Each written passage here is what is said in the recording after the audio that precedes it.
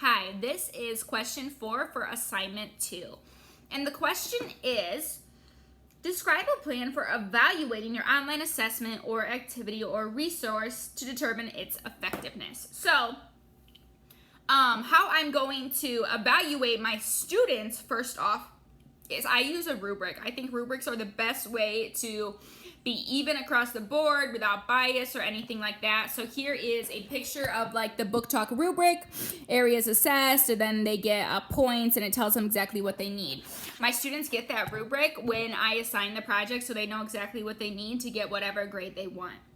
So that is one way. Once I'm all complete with students' grades, I look at, what areas students did really good in, what areas students, across the board didn't do so well in. I'll make a graph, and that'll be my own reflection. Like, did my students actually learn the information I wanted them to learn?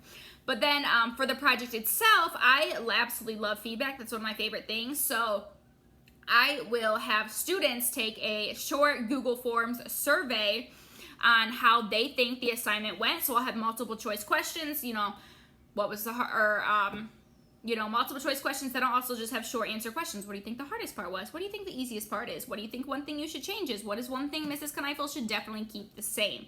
So student feedback is really how I'm going to assess the most effectiveness of this thing. I teach 5th grade. Students are really, really honest. They'll tell me whether they like it, whether they didn't. They'll tell me whether they feel like they learned or whether they didn't.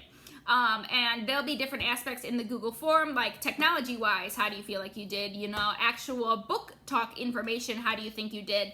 And like I said, I'll be able to have all the students' grades in front of me. I'll be able to lay those out in a Google spreadsheet, and I'll be able to see, book information really didn't do so well. Like, that's something that, should I change it, how it's formatted in the book talk project? Was I not clear enough in it, or was it that students just didn't really learn how to find that information well enough? And that's something we need to review before the very, very end of the year. So by students' grades from my book talk rubric, I will be able to assess my effectiveness. And also I will be able to assess the effectiveness of the assignment from the students' review, which I'll push out through a Google form. And also, I always put a disclaimer into my students. You don't have to put your email address. You don't have to put your name. If you want to, you're more than welcome to. It's not to feel bias or anything. I just want to know, what did you think of the project? And I'll ask them this before I push out their final grades, because I don't want someone to feel like, oh, I'm going to give this a bad review because I didn't do so good, when maybe they just didn't put in the effort. So I'll push out the Google form before time is up.